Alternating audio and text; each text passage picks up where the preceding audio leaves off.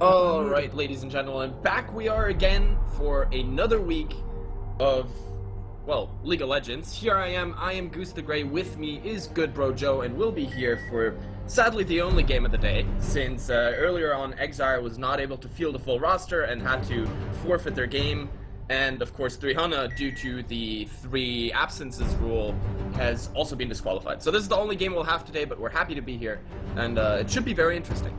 Yeah, an exceptional game it is, a rematch of our previous season's finals with Good Games in Squad Unicorns versus the Glamour Girls, and I'm excited to see this. We are seeing the Timo Shaco and Mordekaiser bans from Good Games Squad Unicorns because they're fielding 2 emergency subs, so they have lost all 3 bans for this match, but I don't think they're feeling too bad about losing those straight off, and it looks like Glamour Girls are going for that Poppy, Rammus and Azir ban straight away. Yeah, I mean, first TSM being banned out there on the blue side. You never know, maybe they had planned to play Mordekaiser and now Glamour Girls are actually in a tough spot. Yeah, take away the pro junglers. Yeah. Take away Timo jungle, he is horrible when he gets that runic echoes and starts running up and one-shotting you in that mid and late game, so you know, can't get that, and it looks like that is they're going to look so to take Draven away disgusting, from I don't us. even want to think about it. Yeah, but hovering this Draven though, thinking about taking it away from Missing You, it is his most comfortable champion, so more than likely to take it off straight off. And with the last couple days, I wouldn't even be surprised to see them take it right off the bat. Everyone's used to playing Draven now. But yeah, I mean, Ram is still one of the top laners. Poppy is as strong as ever. Vespyr has come back into the meta. He's just so nice and safe and versatile and fits into so many team compositions if you are able to play him, that he's really one of the top tier picks, but he's banned out and Gravy will actually be the lock-in here for GGSU. Yeah, a fine pick to be taken from GGS. I mean, can go in that top lane or jungle is usually your most likely positions to send him nowadays, and it'd be interesting to see where they decide to flex that. He actually does like some aggressive junglers, but he is a flexible jungler. He does like to play those tanks as well. As long as he can have someone who has presence, can make himself known in the early mid game. We'll have to see what he does go for in the end, but we're seeing a strong bot lane being hovered now by Rage and Forceon of Thresh and Draven. Yeah, and Thresh Draven is so devastating. As soon as a hook lands, as soon as the flay hits and you're slowed, you will never get away from them. And those axes, once you catch 2 of them, basically half your health bar is gone unless you're, you know, one of the less squishy AD carries, but they might just change it over. Pick Gragas instead here, one of the aggressive early game junglers that can really have a huge impact on the game right from the get-go. Oh, Gragas is such a great pick now.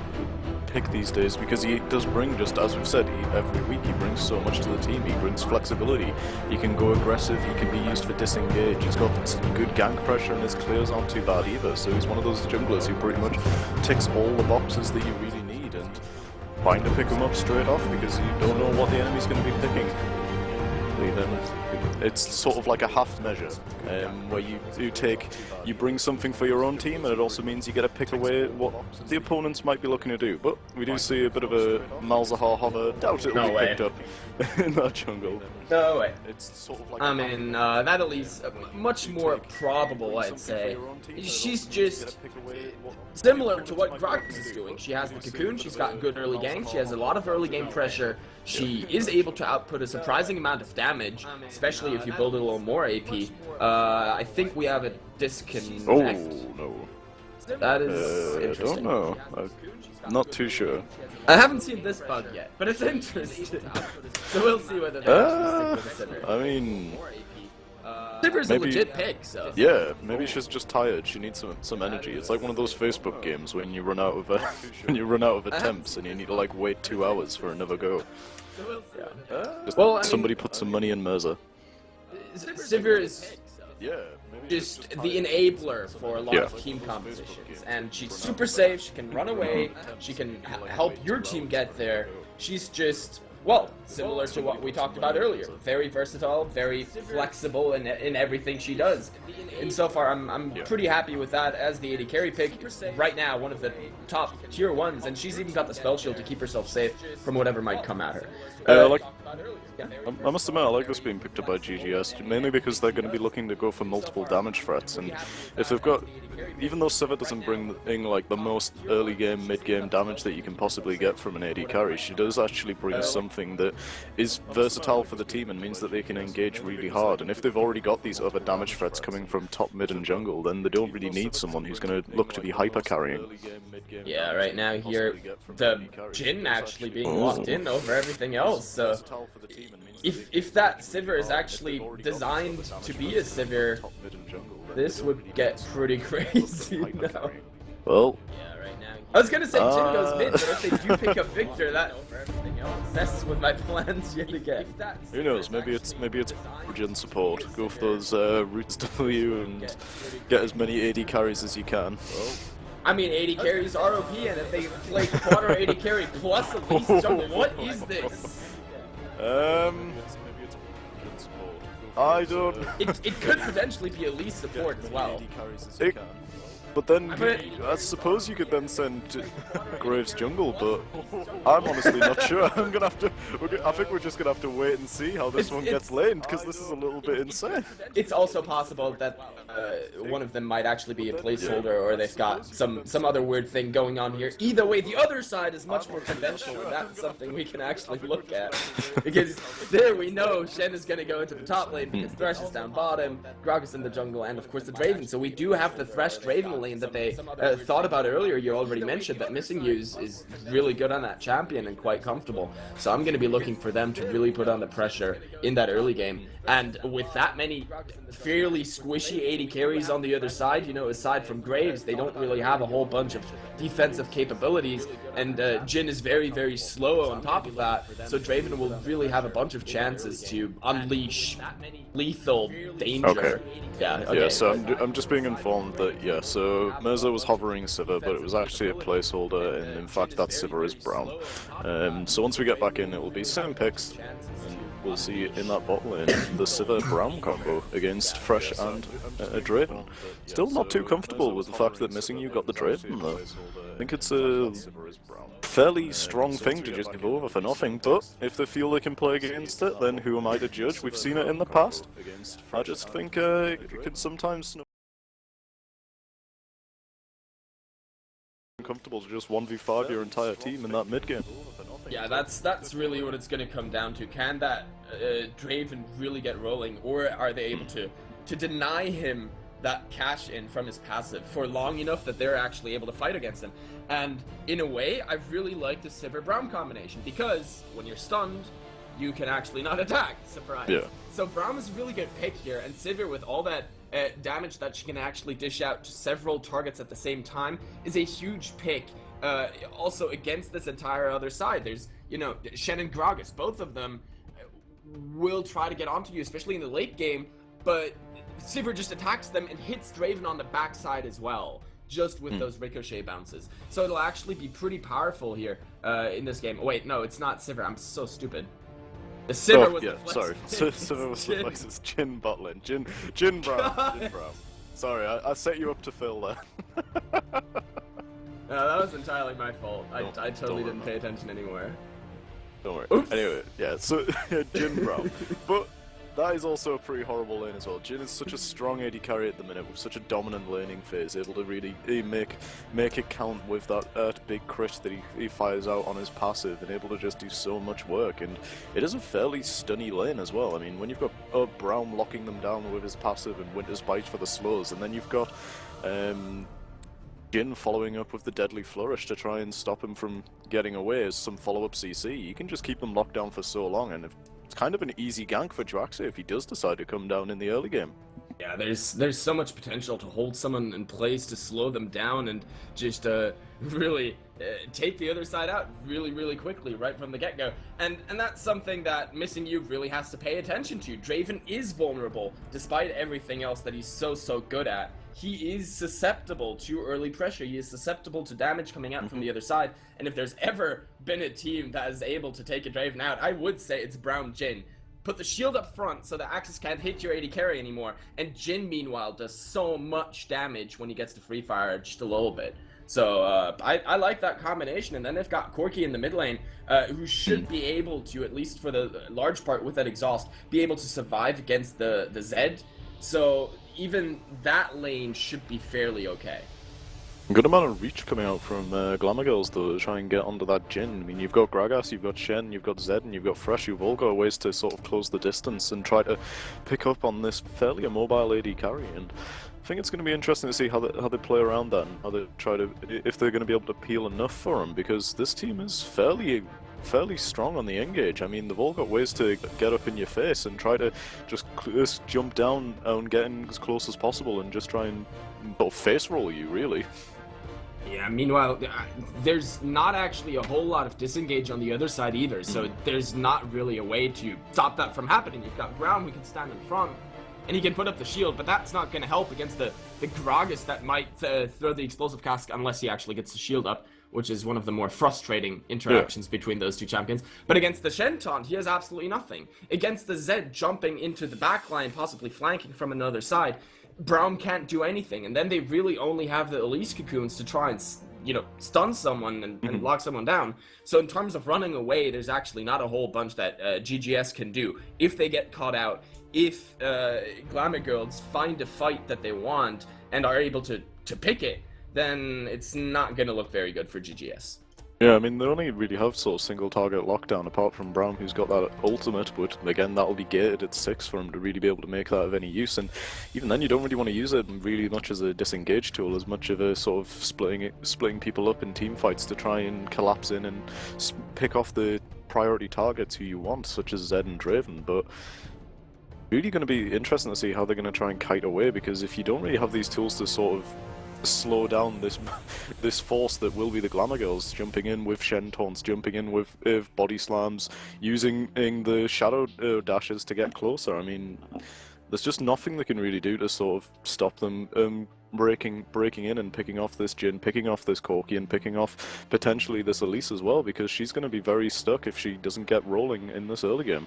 Yeah, on the other hand, one thing that can definitely be said is that GGS has an immense amount of damage. Yeah, with definitely. These 380 carries, and then an Elise, who also does quite a bit, especially with Runic Echoes, should you go for it.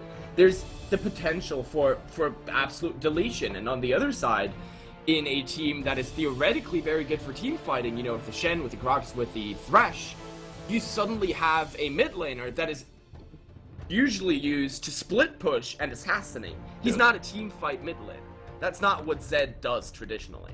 And then you've got Draven, who, yes, can 1v5 if he's super fed, but the rest of the time he's actually a single target AD carry as well. So it's quite possible that they'll just be outmatched by raw damage from the other side. It feels like GGS will be a lot strong. It will be stronger if they can get some good fights in closed areas, such as around objectives and in jungle areas, because they've got a fair amount of AOE coming out though, from Graves, Corki, and a little bit from Jin, but not too much. But they do have ways to at least then they can condense their CC so that they can sort of try and slow down the whole team with that Braum, and then channel what they can into the enemy team, and they'll be fairly decent on sieges as well, although they've got to be careful about these flanks, as you said in the champ select, because if anybody comes in from the side, then they're going to be a little bit stuffed. Yeah, and it's so easy with 380 carries to actually get those Braum stuns out. So the main priority here for Isaiah will really be get that passive onto as many people as he can, and let his team do the rest. And they are gonna be doing the rest because it's fairly simple at that point. Yeah, and I think gotta really be careful as well of GGS looking for an invade here, because this is a really horrible team for an invade. You've got Braum, who's pretty much the king of level 1 invades with that passive and the Winter's Bite. Alistar. Now you say that, but I still stand by that. I think Braum is slightly better because he has ways to slow and stun you at the same time. Yeah. I mean, both of them are extremely devastating if they catch up. Bard would probably be the second. Oh yeah, Bard is also really powerful. Yeah, there's a number of very good support for level ones. Let's put it that way, yeah. And we can all agree to this. But yeah, it's definitely very strong. On the other side, there's, you know, Thresh. Draven does a lot of damage at level 1 already. Definitely. You have a little bit of crowd control with Gragas if he wants it. You've got a Shen who could potentially taunt. So both of these sides are actually pretty powerful in a level 1 scenario. And I'm not sure whether either team really wants to go looking for the early fight, because it could just swing either way depending on minor mishaps. I think it would be fine for GGS because they have a good amount of early game damage coming out of Corki and Graves as well. But it does look like they're just going to sort of split apart and look for somewhat standard lanes going into that top side and bottom side jungle equally, and it looks like Glamour Girls are going to be doing the same. Not really looking for anything too big early game, and not really getting much vision down either. Not going to push aggressively, and they're just going to sort of look into the river and make sure no one comes messing around their territory. So the usual line of scrimmage, just sit there, look at the enemies, stare them down for a little bit. Yep. Of course, Zed starting with that longsword, he wants to see where he can go with his build as quickly as possible. Both of the junglers starting with the item that gives them a little bit of mana back, the Hunter's Talisman. So nothing too crazy here.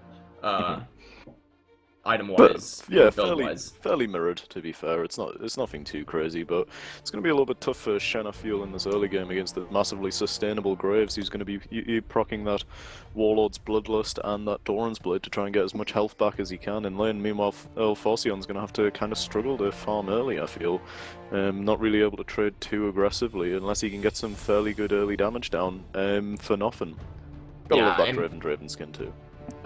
It is one of the better ones. And, you know, at the same time, that top lane's definitely going to be pushing towards Shen, so he'll be sitting underneath his tower and has to try to kind of get something out of that lane there. Just sit underneath his tower, wait for a little bit of help, and then see whether they can pick up a kill. And there's always the chance of just getting a good shadow dash in and getting the enemy under tower. So I think Shen shouldn't be too unhappy. Yes, it's going to be a little bit difficult, but he should still be fairly comfortable up there in that top lane. And his only job is not to die. And I think he can do that. Definitely. All he's got to really do is try to... I mean, you don't really pick Shen to be looking for that early 1v1 mentality. I mean, you pick him so that towards that level 6 point you can look to make some global pressure with that ultimate and using TP, so you can constantly be joining team fights and assisting your team however you can with the CC and the shields that you bring. And we'll have to see how he'll be able to do. He's missing out a fair amount of farm though, as Graves bullying him in the early games. 7-2 currently, although there is a fair way for him in that top lane. We'll have to see how he'll be able to do as it comes in, as everyone starts to trade fairly early, and we're seeing a lot of little bits and pieces being thrown back and forth. Yeah, it's just the way that these lanes are set up. I mean, you've got Zed versus Corki. Both of them are pretty powerful. Zed wants to farm a little bit. Corki definitely wants to stop that from happening. Oh my god, those axes hurt. So Corki wants to keep trading all the time and pressure Zed out. At the same time, like Draven Thresh, all they want to do is kill things. And then on the other side, Jin is such a lane bully that they too want to be really aggressive and make sure that Draven doesn't really have the option going ham and picking up that first kill. The problem is though that Jin's really good at doing these short bursty trades where he can get as much damage down as possible, make use of that fourth shot and using his Q to get the damage from the grenade. But Draven's gone for the, Missing You's gone for the Warlord's Bloodlust though, so he's going to be happy enough to just sustain up really and try to stay alive as we see Joaxi looking in this mid lane. Oh, he hits the cocoon too, and that's a lot of damage already, the flash being forced. And they're just happy with that. Zed not having that flash is actually really, really big. Well, Joaxi did use his Q to jump on top of him, so he didn't really have any follow-up damage, and Mirza not confident to have anything to really get on top as well, so perfectly fine to just burn out that flash, walk it off, and then possibly come back again. And Rage is going to be looking to make something happen now, I feel. Now that he's back, he's got his Hunter's Potion, he won't really need to be looking to back anytime soon, and he's just going to hopefully look for something, possibly in this bot lane, who are pushed up constantly and do not have any vision as well. They're very weak on vision. It's just a side effect of once you've burned through those trinkets for a little while, they do go on cooldown. You can't permanently keep it up unless you coordinate very well between the two. Jin has his trinket ward up, but I think they saw Gragas around the river with that scuttle crab. I think that's what led them to think they're safe. And here comes the cocoon again in the mid lane. That's going to be a lot of damage. That wants to trade it forward, but the exhaust came out, and in the bot lane they spotted Gragas just in time to get away from that. Very close, that beautiful cocoon from Joaxi to follow up. Rara thought that he would he knew he was going down, so he was like, well, I'm going to try my best to try and take Mirza with me, and he jumps in, but the flash and the exhaust able to keep himself alive just long enough so that Dangerous Game can heal him up. So well played there from both sides really, but Grarif just playing a little bit too aggressively, not respecting the potential that he had no flash, so Joaxi could just come straight back in and repeat what he'd already done. Yeah, and that was the second time he got hit by a straight-on cocoon while having his shadow up. Like, it's not as if he had used that aggressively and had no chance to escape. Both times he had it available, but was too slow to utilize it.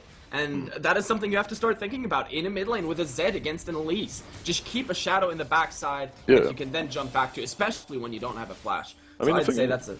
Yeah, the thing is, it wasn't even close range cocoons. It wasn't really like point blank cocoons. They were fairly decent range, so you could sort of see it coming. And it's interesting to see that he just not really, the reactions just aren't really there to just jump away straight off. Well, we'll see whether that is going to happen a couple more times. It would be great to just feed that Corki a little more, but right now Corki doesn't have any summoner spells. He keeps his Valkyrie up though, and that's going to keep him safe from any sort of danger. Now, after these first 6 minutes, fine, we've seen the first blood in the mid lane. That was because Elise came by twice within a very short time frame. Gragas obviously not quite as lucky to get ganked down in the bot lane, but slowly we see how this is shaking out. And, you know, Graves picked up the Vamp Scepter. He's actually not been able to really put on any pressure. The CS numbers are dead on even. Jungle, pretty even aside from the assist, and it's sort of the same thing across all lanes. Yeah, definitely. It's fairly even, but the pressure itself is going to start really equaling out, I feel, as Zed picking up that early Hex Drink is going to be able to equalize a bit of this damage pressure coming out from the Sheen on Corki, and Rage being a little bit too aggressive here, possibly. Oh, if that deadly flourish had hit, that would have been devastating, because Elise was so close by as well, so Gragas burning his flash there, having to get away. Yeah, really respecting the follow-up from Joaxi there, and just straight up just taking no risks as he just flashes straight over the Dragon Wall, and he is looking to sort of duel around with Joaxi as they do fight over the Skull Crab, but Joaxi does secure it, and this bot lane's still going to keep on farming up strong. Missing You just stacking up as best he can, sitting on a fair amount currently, but going to be looking to stack those in eventually. Yeah, possibly get a big payout. It's quite troubling again. Ragemaker has been trying to make something happen in this early game, and he's just not been able to. Then he looked around the bot lane for a second gank, and burns his flash because he was too far behind enemy lines, basically. Yeah. And that flash for Gragas is such an important tool to make sure that you get your ganks off. The flash body slam flash is a core component of your engage potential, and he's not going to have that now for the next couple of minutes, so it's really taking more pressure off the rest of his team. Elise doing a very good job here with her positioning, and Gragas not being able to, you know, utilize his potential to the same extent. Yeah, I mean, it just feels like Rage just hasn't really had anywhere to sort of do anything with. I mean, he could potentially gank top, but Matara's got a lot of lifesteal coming out, and he's still got flash available, so he's not really in too much of a damage threat on the mid lane. Mirza's just being really safe and using those rockets where he can to get as much farm, but keeping Valkyrie up at all times so that just in case he does come for that potential flash body slam, he's still got something to be able to jump away, and he's also got exhaust backup, so even if Graf does go aggressive, he'll still have some way of neutralizing a little bit of that damage. But with Graf having both sums up, he's got to be careful in case they do go for this duel. Package has been picked up by Mirza as he runs into this mid lane, and we'll have to see if they're going to look for any kind of objective takes now, because Gragan's looking fairly comfortable on the side of Good Game Squad. Yeah, they could also bring in Elise into the mid lane again. I mean, yes, Zed right now does have his summoners again, so why not burn them right off the get-go? And you currently have the package. We can see Corki being very, very aggressive, playing really far forward there, wanting to threaten him just with that raw power, but Elise, not too interested, goes to pick up a red buff, and Gragas at least finding 2 pink wards in the river this time, and gonna put on some pressure around that top lane. Gragas clearing out a bit of vision, but again, it just means that he's clearing out vision, but he's not really getting any pressure down, as pressure does start going down in the bot lane, but not really too much, and mid, Mirza just doing a lot of bullying here against Graf, who did start off fairly defensively with that Hex Drinker. Yeah, but when you're against a Corki with the package, you can't really go in and fight him, especially not as a melee champion. That package does so much damage when used, that special delivery, really devastating. So Zed didn't really have an option to try and trade back at all. You just had to sit there and take it. Then you just hate it when you have to sit there and take it. Man, sometimes that's just the way it is, but look at the damage to Flash Force once again. Trade this time. Corki used his in order to get closer, so you know, very, very aggressive mid lane, and Corki trying to abuse the early power spike that he already had with his 2 items. Yeah, no, the thing is though, Graf had to burn the flash though, because as if Mirza had landed that exhaust, he would have been just dead, because he would have just had closed so much distance that there was no way he was going to be able to escape, even with the Hex Drinker, giving him that little bit of a shield. He is going to start heading back though with a Dirk and some boots. Gonna have something to talk about, but nothing too much. Nothing to really write home about at the minute. He's not going to be doing too much impact, but at least he's got something to put a little bit of damage onto this Corki and try to set something up for Rage, who's still mainly just farming the jungle. And Draxi, though, sort of, he's doing a really good job of keeping up in pressure, as he's got about the same farm and has had that little bit of extra impact across the map. What I really want to see is Gragas, now that they also have that Shen with his ultimate up, try to make a play in that bot lane. You've got a Draven who's been stacking up for 11 minutes now. If you get a kill on him, that is going to be massive. That is your goal to snowball in this entire game. Suddenly, the map belongs to you if you just make that happen. Now, after a very aggressive trade up here, top lane, Elise is there for the kill. Good flash from Falcion is going to keep him safe, but that was very dangerous. That was a fair misplay though, coming out of Shaxi. I mean, if he led off with the cocoon, then it would have been fine. Okay, because Zed was missing and Shen sensed the danger. He was very far back. They are not going to be able to pull off the dive in the top lane, and since Corki went back, the dragon is exposed. It looks like the Glamagolds are actually going to be the ones picking that one up for themselves. So well played, good reaction to, you know, the enemy jungler showing himself on the opposite side of the map. So everyone going to be quite happy with this one. Yeah, as soon as Elise shows top, it's just an easy pickup for Draken. But yeah, I think if Draxi had led off with the cocoon there, then it would have been perfect final. The ultimate thrown down. And there goes Braum to the back, and then of course he can stand behind me, jump forward. Here comes the ultimate out of Jhin. That's a lot of damage on the Thresh already. The Shen TP comes in, and that's going to try to save him. And now Shen with the re-engage, it's not going to be enough to pick out anyone though. Everyone goes back home saying, oh my goodness, that kill in the mid lane though. Yeah, perfectly played by Graf. He knew he had enough damage with that Ignite and with that Death Mark. Just throws down everything he can. Mirza not able to trade back because he does have that exhaust, and just a really well played there by Graf. And yeah, a lot of pressure thrown down in this bot lane as well. It did a good job of starting off with Jin's ultimate Earth Curtain Call to try and get the slows down, but NCS pops his flash, and Forcion uses the Stand United to try and keep him alive long enough so that he can just escape, disengage, and Graf picks up the solo kill. So nicely played by Glamagirls to start to bring themselves back into this game. Yeah, and this time around the aggressive move by GGS, really trying to counter gank that one with the teleport. Good coordination. Elise was a little bit too late to the party though to really get anything more afterwards, and of course A nice stand united from Shen. At least they didn't give up a kill. And now Draven has his Ghost Blade. So all of a sudden, that bot lane became even more dangerous. And on the other side, of course, the Cull, it was picked up fairly late. It's not been stacked up fully yet, so there's no completed item on the side of Jhin. And this is really the point where Draven can try to be aggressive. It's what I said earlier. I want to see the Glamour Golds trying to take over that bot lane and get that Draven rolling. But they've looked at it and said, hey Gragas, why don't you come down here once or twice? And he's tried, but it's never quite been enough. Yeah, definitely. Gwerf not having the death mark available as well, not able to really go in, but Forcion's really starting to flex his muscles, picks up that early Sunfire, and now he's able to just constantly keep on jumping on top of Matara, popping that shield so that he's not able to really trade too aggressively, and even though he's got a fair amount of lifesteal, he's just not really got anything to counteract this Shen, only with the Swift Boots, Core Field, and Vamp Scepter, so not even a real completed item to sort of do anything. No, I mean, he's just going to be sitting up there in the top lane, farming as long as he can, dear. and here goes Zed, in again, a lot of damage down already, that death mark, oh, that cast might not be enough, because Corki survives with just enough health, but that was really, really close, and a nice little idea there from Gragas. Oh yeah, definitely, I really like the plan there of trying to get just enough damage so that the death mark would kill him, but it's just nowhere near enough, unfortunately, in the end, and for Matara, you gotta be careful, because Forcion's fairly strong.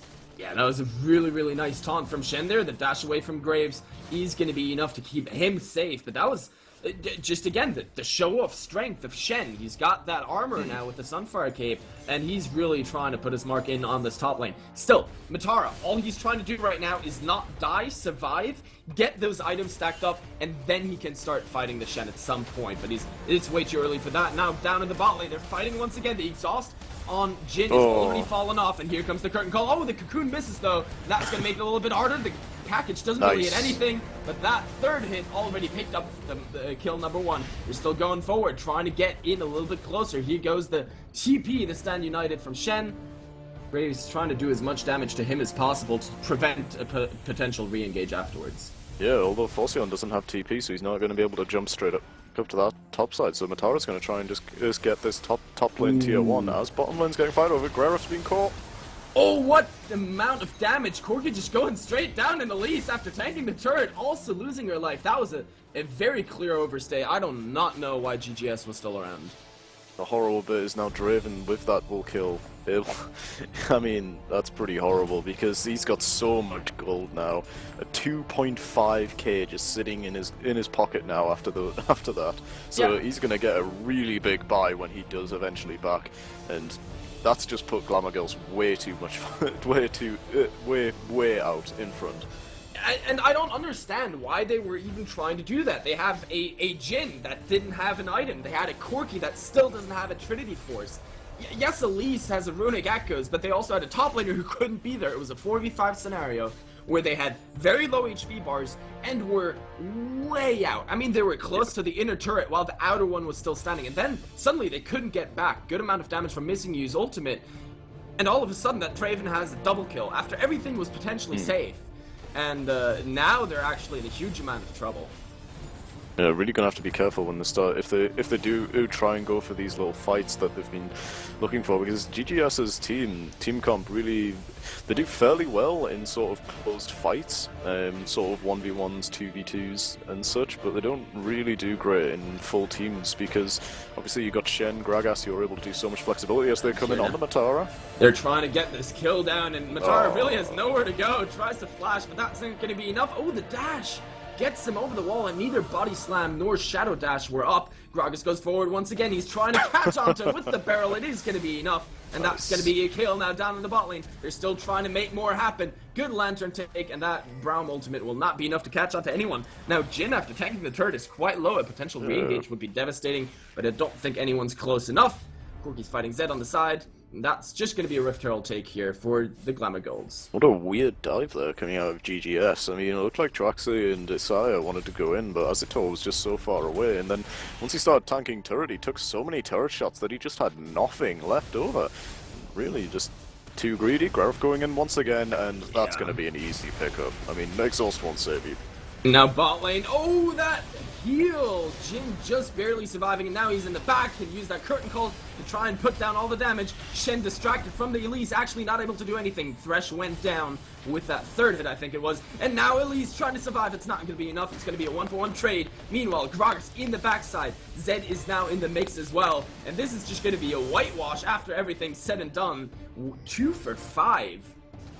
Yeah, it was looking really nice for GGS when they were going in, but this is the problem: is they do really well in these small little fights, but as soon as the collapse comes down and it becomes a full-on sort of 5v5 and where all the team is there, then they just kind of don't have enough to be able to just constantly keep going. And with Missing You getting so much further ahead and Grerif just able to really flex his muscles, like there's just no real way to take down these carries when, you know, you've got this Gragas who's also getting really strong and just able to constantly body slam forward and not die from any of the damage because the carries just haven't really got anything. Oh, Missing You going low! One more rocket, it's not gonna be enough, and here goes Corki straight into the hook. He is dead. Oh, wow. Still gets Gragas right before he goes down.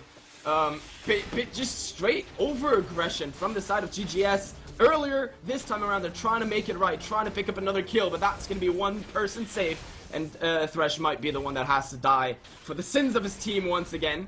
He's already had to do it once before. One shot, it's not going to be enough because the grenade doesn't catch onto him, nor does the deadly flourish, and everyone gets out aside from that one kill onto Gragas, but they traded that. So, really, really close there.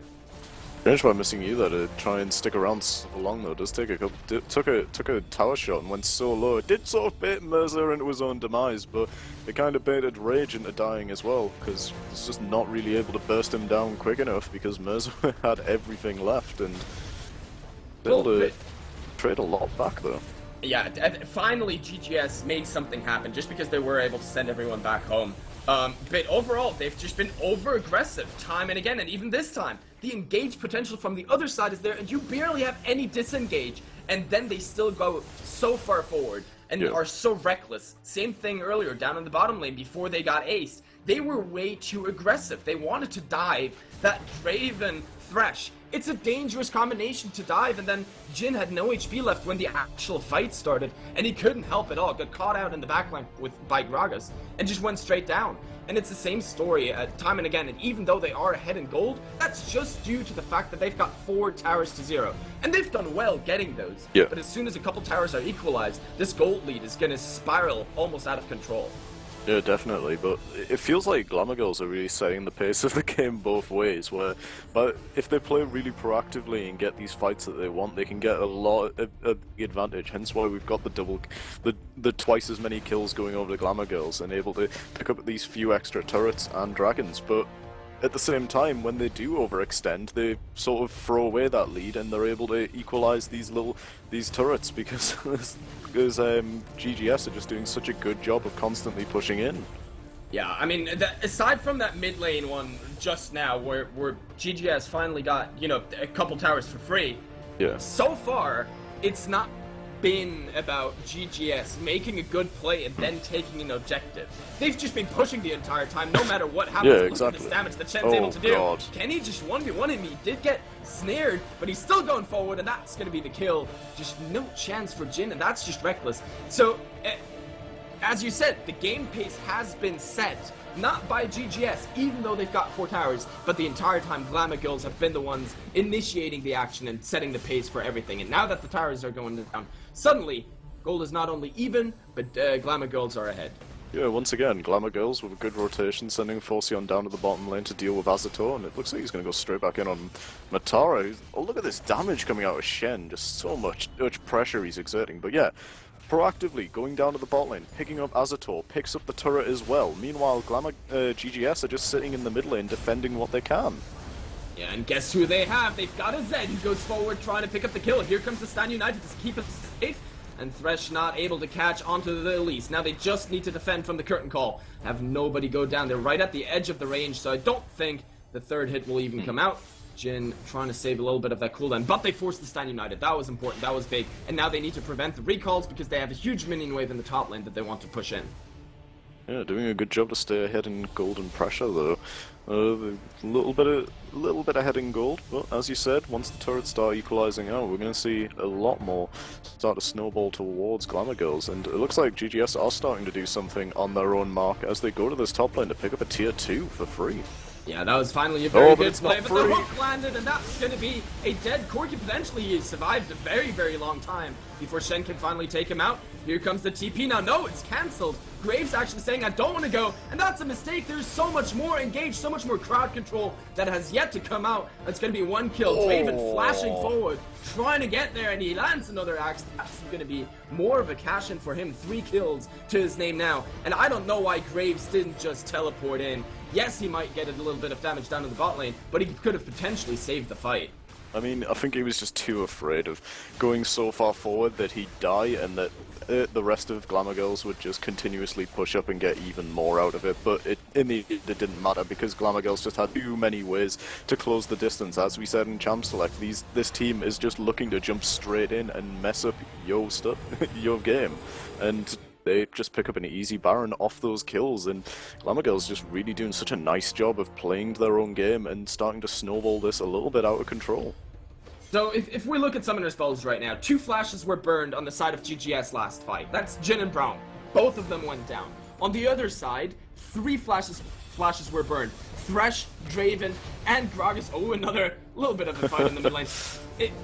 All 3 of those were used offensively, trying to get in, trying to go forward, and they still have 2 more Ghost Blades, and all the dashes. They've got the Body Slam, they've got the Shadows, they've got a speed up on Draven. That team is so mobile, and is playing with their mobility, and even exacerbating that strength with the added component of the flashes. Whereas the other side just has nothing. No way to respond. Yes, they're going to get this dragon, but they lose yet another tower. And all of a sudden, a second ago they were behind in gold. Now they're 5,000 gold up. Well, 4,000 for now. But yeah, the thing is, I like teams that have a lot of damage in their comps, but the problem is that if they have too much damage and not enough ways to peel and engage, then they just kind of have to play off disengage mainly and just hope that the enemy's going to make a mistake. But if they don't, then they're just kind of stuck there, and once it starts to fall back, if they do start to fall behind, then it just feels horribly like a much bigger problem, because you don't have anything that you can really do to bring it back. here comes the potential engage. The Cocoon doesn't hit anything though, and that's just going to be the defense on this turret for now. But already earlier, nobody could deal with Shen. Shen right now has Baron buff. He could just go to his side lane. He's also got that Tiamat for a little bit of extra pushing power. So the threat would be there. I really want Shen. Exactly. Now he's moving, going up to the top lane. You could even send Zed to the bot lane. He's a good split pusher. He's powerful. He's got the Ghost Blade and the Maw of Malmortius, so he's not exactly in any danger when he goes over there. And looks like so they're just going to keep him mid and send the rest of the team bot. Yeah, it looks like they're going to go for a 1-1-3 split as they do send Shen on that top side. He's got the Stand United anyway, so he'll be able to come back in if something does kick off, but he's really not having too many issues. The PD's going to be able to stop a little bit of the damage coming out from Shen, but it's not really that much, and he's still got to be so careful. And this mid lane, Grurf has got Deathmark available and Ignite, so he might look to go in if Mirza goes a little bit too aggressive. Yeah, right there, the exhaust is doing a good amount of, work, and the QSS saves him from the death mark as well, but that's once again the pressure that Zed has in that mid lane right now is immense. And he goes forward and picks up the kill. Corki just overstepping his bounds once again. Yeah, and at this point, there's no answer to be had from the side of GGS. No, definitely. It was just a perfect play coming out of Grurf, able to just go straight in, and even if Mirza did have, because Mirza did have the QSS, he could dodge a little bit of the damage, but it just means that next time Grurf's just going to go in without the Deathmark and kill you anyway. Here another hook onto the Elise. They go right in on that, and look at all the damage coming out. Yes, she might be able to survive. Oh, no! nice. It's not going to be enough because the Dravenol picks her up right on the edge. And that's going to be another kill. That's going to be the bottom tower as well. And still in the top lane, Shen goes in onto this Graves, who has to dash away to try and survive this. Look at the damage. She's still not done. Wants to keep going forward. Yeah, a beautiful ult there coming out of Missing You to be able to catch him just on the backside, and Rage bouncing him pretty much into it, trying to split them apart so that Braum couldn't block the initial ult throwing out of that of the Whirling Death, but yeah, I had to think about it. I knew it was whirling something. I just really wanted to say blades for some reason. But at the same time, able to split them off really nicely, able to get straight in that backside and take out Joaxi, and it just opens up the map even further. Now it's down to all inhibitor turrets. They're just pretty much stuck in their base, and this is the thing, is like, as we've been saying, the Glamour Girls have been doing a really good job of just playing proactively, making plays around the map, forcing GGS to respond to them, and this is just going to help them even more, because they're going to just constantly be looking to push in, clear out vision of GGS's jungle, and just keep on playing their own beat, making them fight where they want to fight. And I still don't understand this whole team composition that GGS picked up here. It just doesn't really make sense. Like, yes, you've got 380 carries. All of them are powerful. Look at Zed once again in the mid lane. He is going to get stunned up, knocked up again. And that's almost a kill. But finally, that shield comes out from the Thresh. They just need to block these shots over here. But it's not going to be enough for a kill this time. Very dangerous stuff.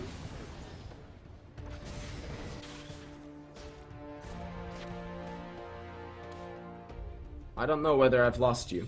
Are you still here? No, Joe, don't leave me. Oh, I'm still here, sorry. I may have been a little bit on mute. Did not realise. Nice work. Yeah, production quality, man. Come on. Always. Professional. Yeah. But yeah, Grurf going aggressive and able to burn out heal from Azator and exhaust from Messiah, but didn't get the flashes, but at the same time, he doesn't really need to, because they were pretty much almost dead, and in Grurf escaping with his life. It just feels like Glamour Girls are just constantly burning things for nothing on the side of GGS. I mean, they're not really losing anything, but they are losing Good Game Squad Unicorn's own summoners, and just bit by bit they're just getting worked down, and it just feels like we're doing the slow march to doom at the minute. At this point, it's really, the noose has already been put around the neck of GGS, and the only thing that's left to do is tighten it and choke the life out of them completely. And that's what Glamour Girls are working on right now. They're pushing in on 3 lanes, they're utilizing the power of their composition and realizing that the other side doesn't have any sort of response. Corki with a package going forward, even in a potential 5v3 situation, they're not able to go in. Shen would have to stand united, Zed is just around the corner and so mobile as well. The almost optimal chance in this current situation, and they're not able to utilize it. Yeah, both Dragon and Baron coming up very shortly as well, so looks like they're going to be looking to pick up one or both. It looks like Falcion is pinging it out, so Grurf's going to start heading over to that Dragon, potentially look to just pick it up, but oh no, he's just going to back off instead. But they do really need to be looking to pick up something around this map, because they're just kind of wasting time at the minute. This is all GGS is looking to do, as Matara. Nope, nope. Nothing really happening, once again. Just a whole lot of nope currently. Look at this Shen down in the bot lane. He's trying to take down this tower. He's basically taking no damage from the tower that is hitting him, just because he's got so much health, plus the shield, plus all the armor, and he's just pushing down that bot lane tower. That was basically one wave where he just straight up ignored Elise, and he took 2/3 of that tower's HP. If he's allowed to do that just one more time, that tower is down. This should just be Baron, to be honest, going over, because pretty much everyone is on this bot side. Package isn't available because it's already been used, and yep, they're pinging it out now, which is the right thing to do. Falcion's got pretty much free push in this bot lane. Guerra's picking up Drag, and then he's going to head straight over, and yeah, just easy pickups, clearing out vision on this Baron, so gonna look to possibly pick it up soon, but Falcion's just getting that wave ready, and this is the time when you want to be going for it, because Falcion is going to start pulling people down. Looks like Joaxi and Azator are the only 2 down here. Yeah, bottom inner tower is dead, no matter what they do at this point. They're sending 2 people, but the tower has already been lost. Yeah, now, Baron just going. Yeah, Falcion is just going to try to go out of here, but he knows that he's got 2 people with him, 3 now, oh my and that's just going to be a very easy Baron. And look at him, what a monster he is. Oh my god. Dude, that flash almost saved him. Yeah, I mean, if he'd been able to flash just to the side so that the ult hadn't picked him, but oh, lovely pickup from Chaos NCS, and Oh, does get picked up in the end, but Matara does trade his life for it and is flashed, so not really going to have anything for any fights that will be coming up. And Baron on 3 members, and this could be what Glamour Girls need to start cracking open the base and getting these inhibitors. Ooh, what a nice snare onto Zed. He's going to have to use the Ghost Blade to get away, but again, he does not go down. He survives a little bit longer. Now, Gragas is in a little bit of trouble. He's going to have to see that he survives. They don't want anyone going down now, and they have to get their members back to base to defend that mid lane, but the base has already been cracked. The bot lane is exposed, and that is still a Shen with both TP and Stand United. Yes, he went down earlier, but what's going to prevent him from just going down there again now and doing the same thing? He doesn't even need the Baron buff, and the rest of his team can just go to a different lane, push that down. Guess what else we've got in the pipes? 2 Zizurot portals are being built right now. Shen and Gragas almost have those done, and if nothing else happens before that to end it, that's going to be the kicker. Yeah, definitely. I mean, Forcion's just going to be such a high pressure target now because he's going to keep on pushing in this side lane. I mean, you got an open inhibitor. Ooh, nice max range shuriken there. I'd like to say calculated, but I think that would have been pretty impressive if he'd missed that one. But yeah, so Forcion's just going to continuously push in this bot side because it's open up, and it just means that missing you can jump in that top side with Rage on those Baron buffs, and Grerif can just split in the mid with another Baron buff, and it just means you've got 2 Baron empowered minions on mid and top, but you've got this free lane pressure because everyone's pushing in, and GGS have to stop somebody now, because before it was fine because you could just clear out the waves with that wave clear, but now it's going to be a lot more difficult because these Baron buffs are going to be pulling the waves in. Yeah, and at this point, I don't really think there's anything that can really save them. The Zizurot portal is done for Shen, and he's already plopped it down in the bot lane. He just wants that inhib. The rest of the team up in the top lane, they have Gragas. They've got the disengage with them, no matter what the side of GGS is trying to do. It's not even going to work. Graves now down in the bot lane. All he can do is clear the minions. He's not going to be able to kill the Shen or protect that inhib, and the Threshold lands. They're gonna engage. The team that is split pushing is looking for the fight, but there is a lot of damage already coming out onto Draven, but he's so tanky, and he's got so much help with the shields, and he's gonna survive. There's Shen now as well, and Zed finally in the fight. They're just diving this one, going forward. Matara taking a huge amount of damage. Graves and Elise have gone down in this fight already. They're still going forward. That's the 3rd one, and the 4th is about to follow. 5 members dead. The ace has come through, and they're just going to take the inhib and possibly end the game. 40 seconds is the lowest death time, and that's going to be it. What a game here by Glamour Girls. Really, they've utilized their strengths. They saw where the weaknesses lay in GGS's team composition, and they just straight up exploited them. Yeah, definitely, and it's going to be a really commanding win in this first game of the series, and they just did such a good job of proactively playing around the map, constantly pressuring where they could. Lost the first blood due to early gank pressure from Jaxi, but after that they just did such a nice job of fighting where they needed, doing what they wanted where they were strong, and I think it doesn't help that Glamour Girls got a lot of comfort picks on this side. I mean, you've got Gragas, who's such a strong jungler. You've got Missing You on his pretty much staple champion of Draven, and at the same time, Forcion coming out with this Shen and just being such a surprisingly strong top laner, able to just constantly pressure where he was needed, and it meant that Matara just got so far behind that he just was pretty much negative pressure in this game.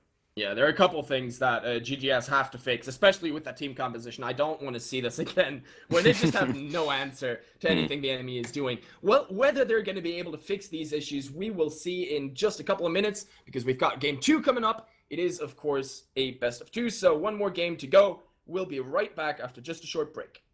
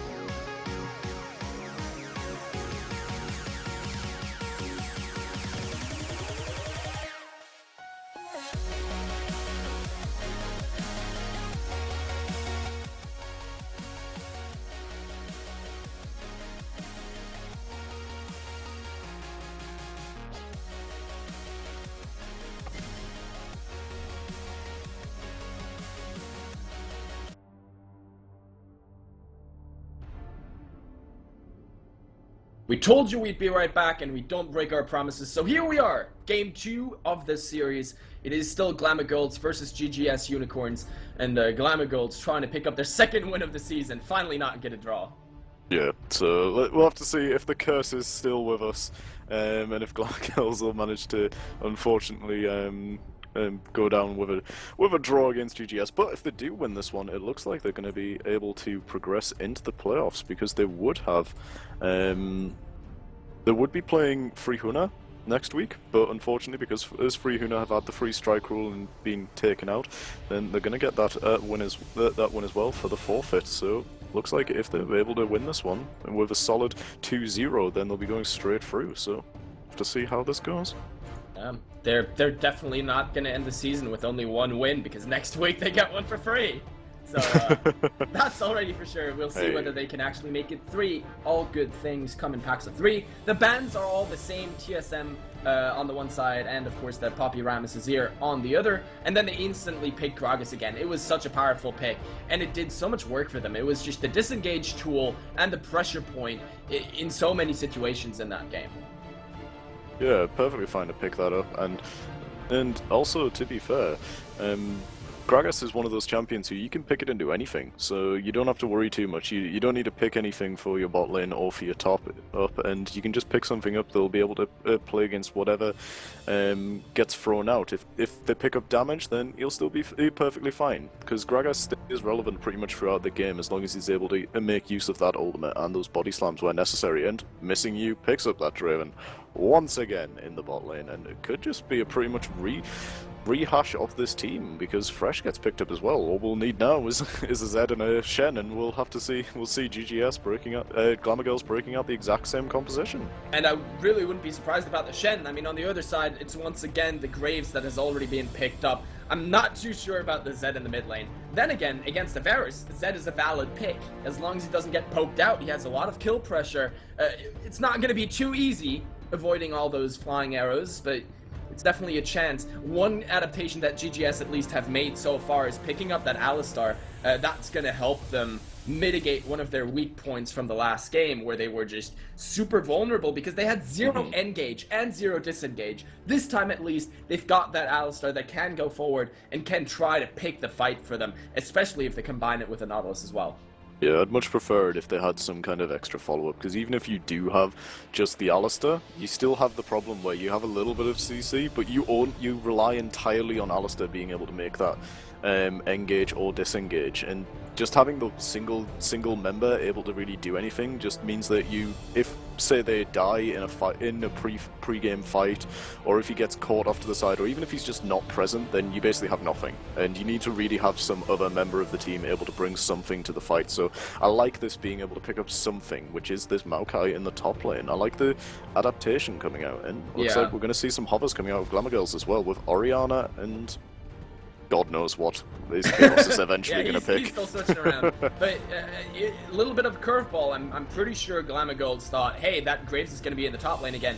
Then he actually goes into the jungle. Maokai is going to take the top lane. But now you also have that Ezreal down bottom. He can basically sit back and farm with exclusively his Q, his Mystic Shot. So he's not even in danger of going too close to Draven and Thresh. However, there's absolutely no way Ezreal and Alistar will be able to move forward, because unless there are massive misplays from Glamagolds, of course, which I don't expect, just because the Thresh Draven will outdamage them in the entire early in the game. There's no way Ezreal should be able to fight against that. The thing is, it felt like Good Game Squad were really good at stalling out the game to sort of that mid-late game point where they, even though they were losing quite a lot of fights and they were getting pushed in constantly, they were able to sort of hold at their inhibitor turrets by just constantly clearing out waves and such. So they're fairly decent at being able to stall out the game, so picking something that's going to be scaling into that late game is a fairly decent pickup. Although on the other side, Forcion's able to just pick up that Shen again, because he's not going to be feeling any pressure coming out from this Maokai, really. He does have a fair amount of damage and ability to lock him down for Joaxe, who's going to be looking to make his on this Graves, but even so, he's going to be happy enough to pick that up once again. I really like this champ select coming out of Glamagolds. They picked up the Gragas first, and then even though Graves got picked, they decided to pick up their bot lane because they weren't too sure whether he was going to be picked up in that top lane again. it was kind of like one of those things where it's like, well, is he really gonna sort of opt into something that really did fairly much nothing in the previous game? Well, and then I also like the switch over to the Ahri. This time around, they bring a little bit more magic damage that way. That was definitely a potential threat in the last game, and now that there's an actual tank line on the other side, that is the reason why it didn't matter last time that they were so heavy on the AD damage. There just wasn't a response because nobody could afford to build armor on GGS. This time around, there's a Maokai, there's an Alistar, so now they've adapted, they've put in an extra AP carry with that Ahri, and she's still fairly similar in the way that she plays the game. She still assassinates a single target. However, this time the teamfight potential of GGS is actually much bigger than last time. They've got the Maokai, they've got a Lissandra over it, and then an Alistar as well. All of it is engaged, so it's still dangerous. They have still very little disengage with something similar to the Gragas Sparrow, but at least they've this time got a fighting chance to pick their own fights and not just be commandeered by Glamagulds and pushed around the map, basically. Yeah, definitely. But I mean, what you lose in Zed with this all-in damage, you pick up in the fact that you have Ahri with another pick potential from that charm.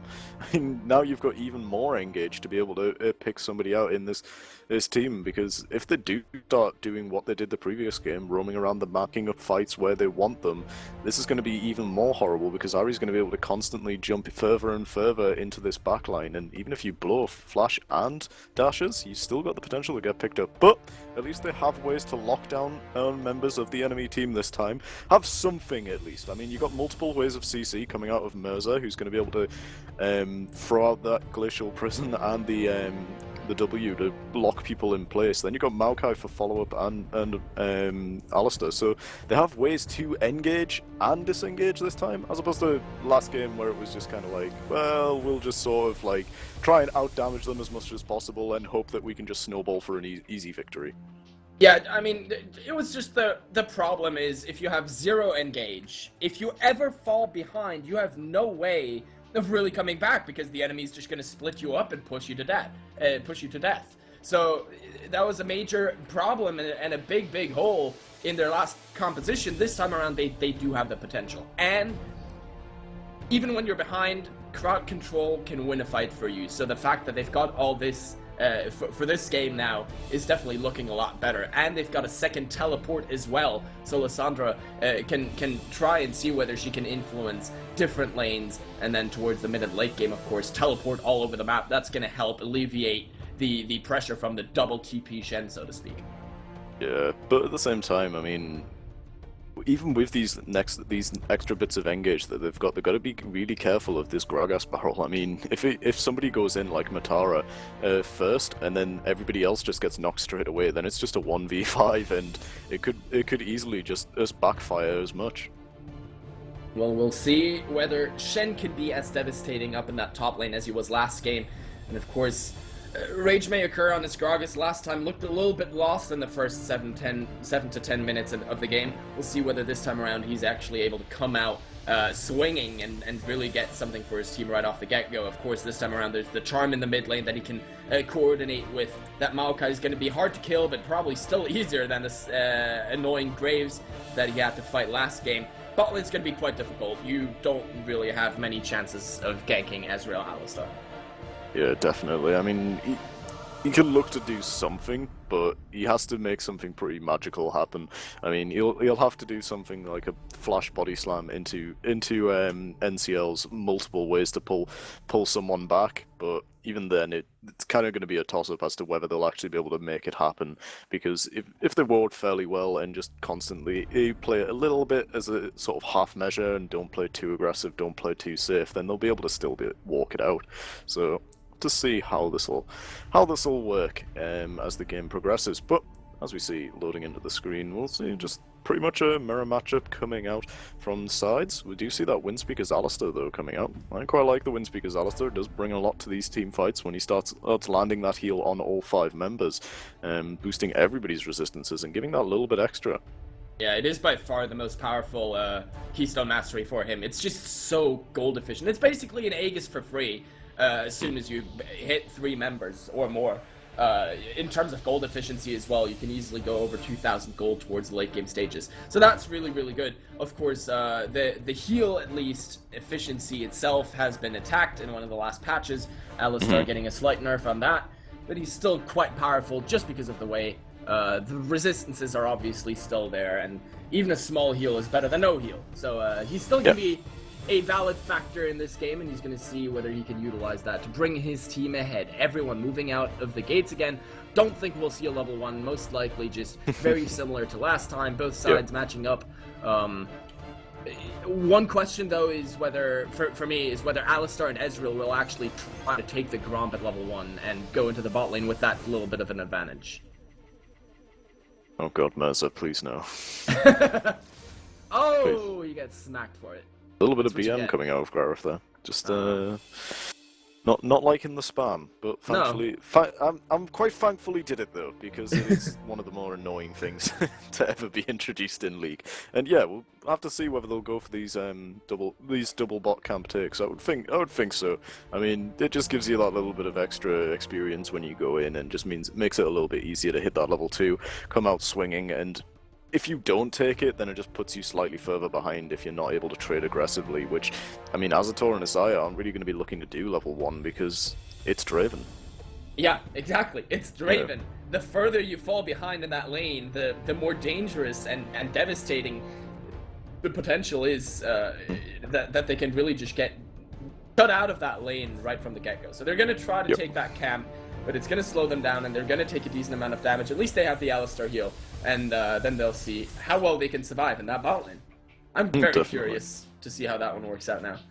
Yeah, I'd like to see it where they do actually manage to make something happen early in this bot lane, because it felt like just missing you was given so much breathing room to just constantly stack. I mean, he got a solid, I'm pretty sure he was at a point of like 200 plus stacks before he'd eventually cashed in, so he just got so much free space to just make as much gold in that future, and that's a lot of damage coming out of Forceon, who's going to make a lot of use of that Spectral Blade.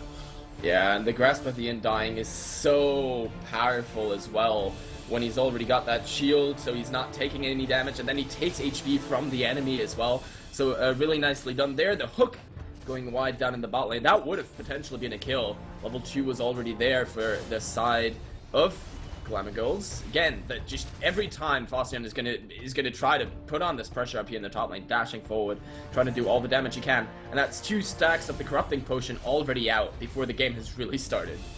Yeah, and the thing is, he can just constantly do it, because even though Matara does have a little bit of survivability with that passive, able to get a lot of health back with that auto, he doesn't get enough back really to counter this massive max HP damage that Forceon pumps out with his Twilight Assault. And in order to get an auto attack down, he has to get close, which in turn enables Shen to go in again. And once again, we see it every single time. He waits for Maokai to take just that one step forward, and he instantly goes in. And Maokai's big problem is going to be that mana. We see the pool is getting very, very small, and on the other side, Shen is energy-based. He can do this over and over and over again and not care, because he doesn't have that depletable resource. Yeah, exactly. I mean, it means that in sort of these mid-range trades, he has an advantage, because Matara can constantly keep on using abilities as long as the cooldowns are up, and he has that mana pool available. But once he gets to this point where we get to the extended trade, where they're just constantly laning out, pumping out whatever they can, then Forceon's just going to keep on having his abilities available, and you'll just constantly keep on putting the pressure on, and Matara's eventually going to have to sort of back away at some point, but constantly pushing up the waves with that Q, able to just keep on clearing it out as he looks to back and possibly TP, but he could just walk. Oh no, he's just going to stick around in this top lane. Says, I don't quite want to recall yet. He only has 650 gold. That is not really enough to get anything to speak of. Couldn't even get a Ruby Crystal and boots just the way he is now, so no value in going back aside from refilling that mana pool. So he's going to stick around and see what he can make happen with things as they are. The rest of the lanes just trade back and forth as well. Slight CS leads for the side of GGS, but nothing major yet, nothing to really write home about. And we have a pause. Because we love pauses. Yeah, we do love pauses. Dude, pauses are the best. Apparently a bit of rage lag coming out of someone on the side of Glamour I mean, Girls. lag always makes you rage, right? This is true. But what does rage lagging look like? Is it like rage that happens like a minute after something bad actually happened?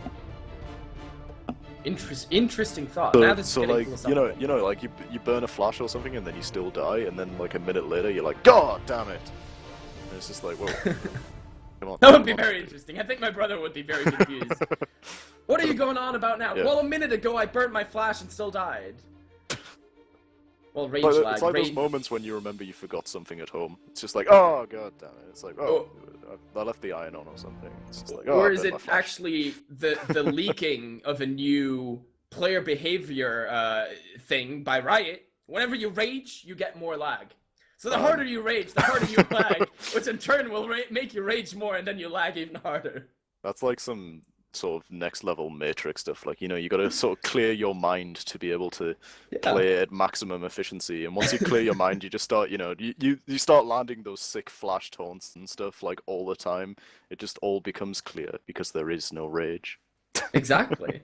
When you are not blinded by rage anymore, you will be the champion. You will be challenger. Please don't. Hey man, that sounds good. Maybe I should stop raging. Yeah, stop raging, become challenger. Oh, easy. We figured it out, boys. Nothing more to see here. Exactly, and it looks like the ready check is coming out now, so gonna hopefully be a jumping straight back in. I'd like to see Forceon go aggressive right now because the cannon's gone down, so you'll be able to just go straight back on. And looks like Tara does clear it out with the Q though, so if you'd went for the auto, Forceon would have just jumped straight on as the wave was coming in, and this is very aggressive. Yeah, that taunt missing was actually quite good for Madara. He would have taken a lot more damage had that hit. And now we see it, the HP advantage is there for Falcion, and there's no more mana on Maokai whatsoever to try and counteract that. And now he's going to start losing minions. He's going to start losing CS. He's going to be pushed back to his tower again. And Maokai, without any mana, isn't even really able to farm underneath his turret. So he's actually in quite a bit of trouble and really has to recall very soon and then TP back to the lane. At least now he's almost at 1,000 gold. If he does go for the old style build where he starts off with the Catalyst, he needs 1,200 for that. So he still has to stay in lane for a little bit. Yeah, I think that was poorly punished though on the side of Glamour Girls. I mean, Falcion, if he'd landed that taunt, then he would have obviously aggroed the wave because he would have been auto-attacking him at the same time, and that would have been so much damage coming out there. I think it would have been instant flash at least, and even then he might have still went down, as Falcion would have been able to keep on chasing. Yeah, so dangerous game being played up in the top lane. Of course, the bot lane having recalled for the first time. Oh, Ari going in, doing a lot of damage. That charm landed, and that's going to be an easy first blood. 1v1 Gragas not even necessary. Exactly. Gragas is coming in for the potential pickup, but Grove doing a really good job of spamming what he could with the mana available, and Mirza just not able to really make anything happen as he just, again, playing the Glamour Girl's ability. And that was Mirza messing up. He did not get his ult on to himself. He leveled up to level 6 in the middle of that fight, then took 2 steps and then got charmed. He had to use that ultimate either on Ari before the charm or on himself as the charm came flying. That would have possibly enabled him to survive. Also had his flash up. Well, he went down. Now he's got that catalyst in his back pocket to try and sustain in that lane, make sure he doesn't go down once again. And Maokai, after picking up the Bomby Cinder, of course, right, Bomby Cinder, not Catalyst for him, and TP's back into lane, doesn't have full mana. He TP'd too early. Yeah, and to be honest, that's the only thing really gating him at the minute, but Falcion is fairly low, so he's not able to trade too aggressively, and Matara's just going to go straight in and look to pick up a kill onto Falcion. Oh my god, that shield at the last second, and then he manages another Shadow Dash. That was so close. Yeah, and as you said, no mana. Yeah. If he'd waited that little bit longer, maybe he'd have had enough for an extra sapling toss, possibly, but just not able to make anything happen in the end. And it means both flashes pinned out of that top lane. Falcion's going to be able to TP back once he gets full health, waiting it out. Well, but the problem now is Shen was able to buy a Spectre's Cowl. He's going to take even less damage. Yeah. He's only 2 minions behind right now, even as the wave crashes into his turret, and Maokai has to recall again, and then walk. Like, there's such a discrepancy between those two champions right now, and Shen even kept his TP alive, so he's got the chance of influencing another lane with that. It's really a very clear advantage here for the side of Glamagirls in that top lane. That is their pressure point right now. Meanwhile, Draven has been stacking up. Of course, the kill pressure against an Ezreal isn't quite as high. That guy can always escape. But all Shen has to do is keep the pressure up, and then at some point they'll explode again. And then they'll make an engage happen in the spot lane. Get Draven a kill or two now that he's almost 6. And from there on, snowball the game again. Similar to last time. And this is the point where you want to be looking to make a play on the Glamagirls, and GGS come to try and make something happen top. We're dashing forward. The Shadow Dash wasn't quite enough to get out of there yet, and there's still a lot of card control to be had, but he's tanky enough to make it all the way to his turret, and now comes Gragas. No mana on that Maokai. He's basically useless at this point, and they're just going right in onto Graves. Look at all that damage. However, they've completely ignored Maokai, and he went into the backside. Fossil has to flash away, survives, and Gragas going in between, making sure that the A's from Graves can't hit his top laner. Yeah, and what a beautiful Spirit's Refuge as well to be able to block it out in the end. Able to just back off as well. Because he chose to walk top lane, so even if they'd tried to two-man this top side, they wouldn't have been able to really get anything. But as I was saying, this is the point where Glamagirls want to be making something happen around the map, and Matara doesn't have TP, so he'd have to come down to help, and even then, Forceon can join with Stand United, and then TP as well, Mist Charm.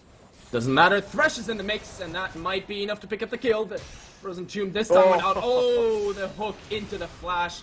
Yes, she's going to take the claw, but she's still ignited, and then that's going to be a second kill for Ahri. What timing for Thresh to be there.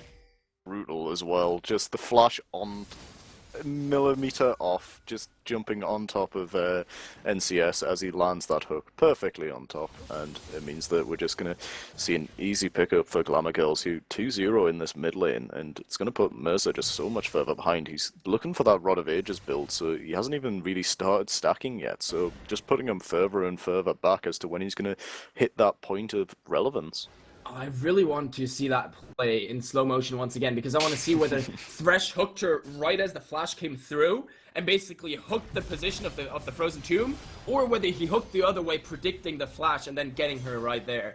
Both of them could have happened. I don't know which one it is, but it would be very interesting to know whether Chaos NCS just had the luck of the timing and got her right before the flash. Oh, here the Lantern Gang trying to go forward. They're not going to be able to get onto Ezreal, but Alistar has absolutely nowhere to go, no way to get out of this. Well, he does manage to flash, and they knocked them up for long enough. Another hook, but here comes Graves, who now wants to be a part of this fight as well. The exhaust has expired on Missing You. Oh my god, Chaos NCS taking way too much damage, and with the Shen ultimate coming out, that is going to be cancelled, but, you know, the damage was there. Oh, is this another kill in the mid lane? Oh, the damage! The charms are enough, and the dashes are enough, and that's going to be another kill. As I said, just constantly just further and further behind in this mid lane. Ahri's just, I mean, Graf's just doing such a good job of pushing in, and oh god, Missing You, you're on your own. I don't know why he did that. Oh, and then Thresh thought he had already taken the Lantern and already moved out. Here comes Shen with no HP to speak of, and Matara was there as well. He TP'd from the top lane, tanking the turret, so he might take a lot of damage here. Gets out before the last hit. That's going to be at least one kill onto Graves. Yes, NCS securing that one. Now he wants to get a second, but there's no way he's going to do that one. 2-for-1 exchange, so good play here from GGS, finally picking up a little bit of stuff for themselves, getting 2 kills onto Ezreal, and more importantly, killing Draven before he was able to cash in. Such low health bars on everybody, and Forceon's looking to go straight back in because there's Graf's here, but you're a little bit too low to really be making any plays right now, Forceon, so you're just going to have to back off and hope to pick something up later. And yeah, just really good plays by GGS this time, looking to just dive constantly onto this bot side who were overextended and low, and it picks up a couple of kills, which is nice. But it's not really, nothing to really get too happy about just yet. They are slightly ahead in gold though, so doing a really good job of farming up and getting that getting the advantages where they can. In this bot lane, you can see Ezreal picking up those 2 kills over Draven, who still hasn't been able to cash in, and he's got CS advantage. In the mid lane, CS advantage is actually in advantage to Grerif, but that's the only place it's actually an advantage for, because jungle and top lane are doing a good job of staying ahead of their comparators on Good Game Squad Unicorns. And, I mean, that mid lane, it's actually quite impressive that it's only 13 minions when you consider that Lysandra has gone down 3 times so far. Here comes Grerith now, trying to influence the rest of the map, going up to the top lane. They've done a lot of damage already. Matara knows, oh, I've got to go forward a little bit. There isn't really a whole bunch he can do. He's got a flash more, and he's going to go down, so that's a kill this time around for Shen. And that's really what Ahri has to do at this point. You're super far ahead in your lane, and you're Ahri. You're great at roaming. Just push the lane out, go to a side lane, try to get another kill. You do ridiculous amounts of damage, and they finally made that happen. Here comes the Gragas steal, potentially. Going in, and he gets it! And there's the Lantern, so he even gets out scot-free. What a play. Beautiful from Rage, and that's just going to put GGS even further behind. That's going to tilt them. I'm already tilted, but honestly, like, this is insane. Ooh. Just doing such a good job. No, that's not the one you want to knock forward! That is not what they had planned. That's going to be the delivery system for Alistar. He's going to say thank you very much. Good flash away from Ragemaker, but it leaves Missing You very exposed. He's going to go down, so double kill this time around for Graves. Yes, they took a lot of damage, but that was overstay here from the Glamour Girls. They stayed way too far forward, got, well, chased down by the constant Frozen Gauntlet, Iceborne Gauntlet. Close. Yeah, and it was an unfortunate barrel in there to knock Isaiah straight forward. He sort of said thanks very much as he comboed and followed up perfectly by everybody else. And he's going to pick up this outer turret, and this gold is actually starting to get slightly further and further towards GGS. And fun fact as well, I'm pretty sure in last season's final, Mirza actually played Lysandra, and it was the key points as to why they won, because they constantly were able to just jump on to Missing You, who was playing these main carries. Either it was, I believe, Draven or Ashe, and at the time when it was Ashe, Mirza was just able to just constantly claw forward and just use that tomb, as we saw him do just on that turret, just able to just jump forward, use the tomb, and then everyone else follows up for the kill. And Gragas leaving his poor AD carry underneath the turret. He had nothing to do there anymore. Shen now finally getting close to the Sunfire Cape. I think that's going to be another big pressure point for them. They're going to be able to really start utilizing that Shen a little bit better. It's going to make it easier for him to CS as well. He's fallen behind quite a bit. I think in part because he was so hesitant to use the teleport early on. He would never use it to get back into lane. And it's cost him over time. Every time he loses a couple minions, just a couple. But as it adds up, he loses the advantage that he originally had. Now, everyone back. Maokai, of course, after shoving the top lane, is now looking close to mid lane, seeing whether he can get in there. And finally, Lysandra started stacking as well. The scaling from Ezreal is still undeniably strong. So, GGS here in a pretty decent setup, I'd say, for the next couple of minutes. Yeah, definitely. I think the problem's going to come from the fact that Missing You hasn't been able to get rolling on this Draven, and even if he did start to pick up something, he's going to be able to be contained a little bit, because Azator's going to be able to constantly fire out those Qs with the Iceborne Gauntlets, so you can keep him slowed, keep him far enough away that he's not going to be able to make too much use of that damage that he's got. And I think they're just going to do a really good job of containing him. Mirza getting caught though. Yeah, that was a really, really good hook. The Frozen Tomb on himself. That's not going to be doing too much. Meanwhile, mid lane, oh, it's really, really close to getting onto Ezreal. That barrel should finish him off if nothing else does. And they picked up the kill in the bottom lane as well. Right now, Ragemaker has to try and get out of there. That one blocked AA keeps him alive for quite a bit longer, and he's able to run away for an extremely long time, giving Maokai the ring around the rosy, body slam over the wall. If he's able to delay the timer enough, he might just get executed. He's going for it.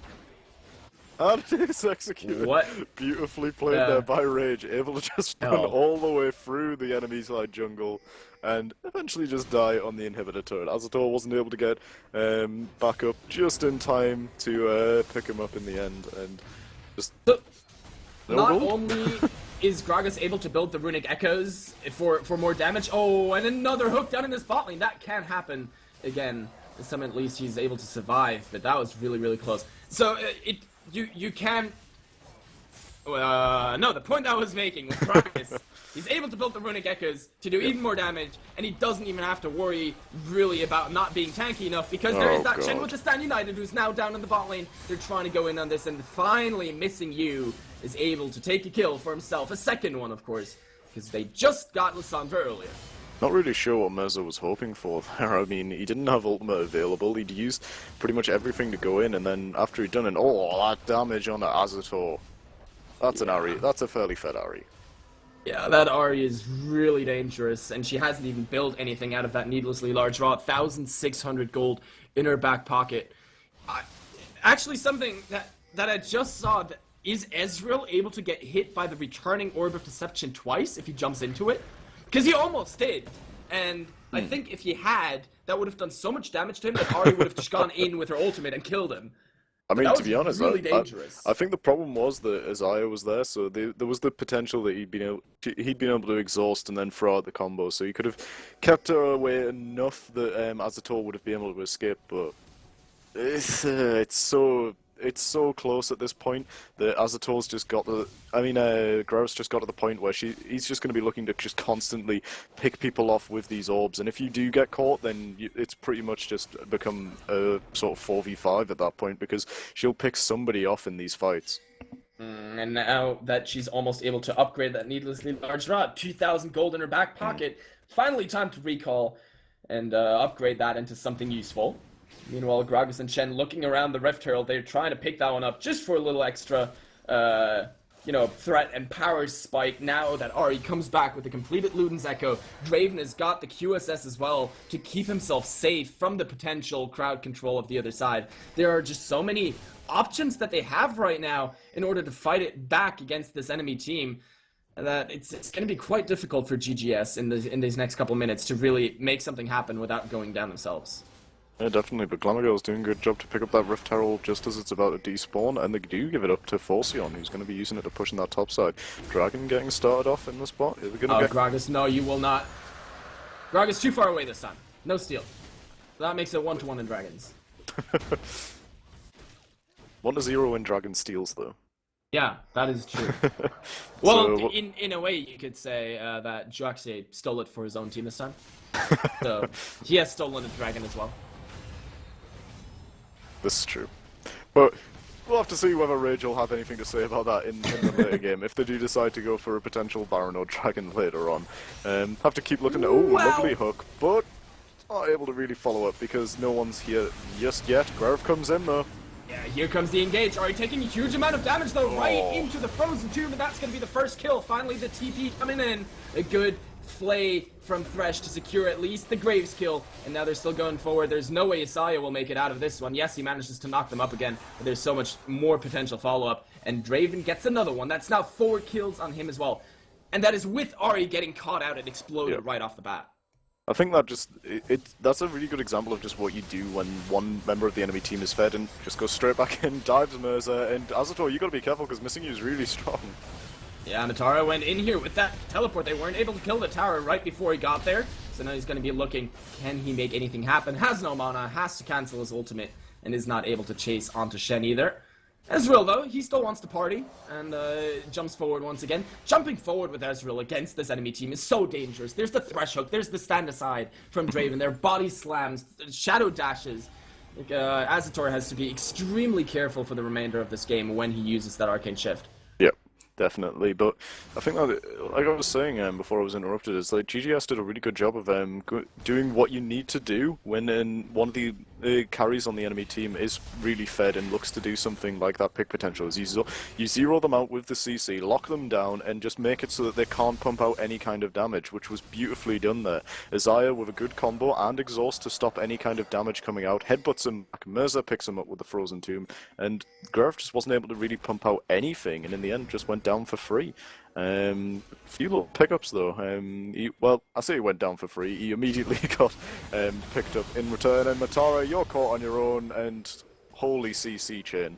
Yeah, there is nothing he can do there. Even with the Starix Gauge, he just vanishes, and the Hex Drinker Shield as well. Nothing to make sure he survives there. And now Ezreal, basically all alone. And yes, you have that Arcane Shift, but that's not going to save you from everything, because there's always going to be one member on the other side of the wall. That hook is going to land on the Matara. The question is, can they kill him? He's really tanky. That is still a Maokai we're talking about.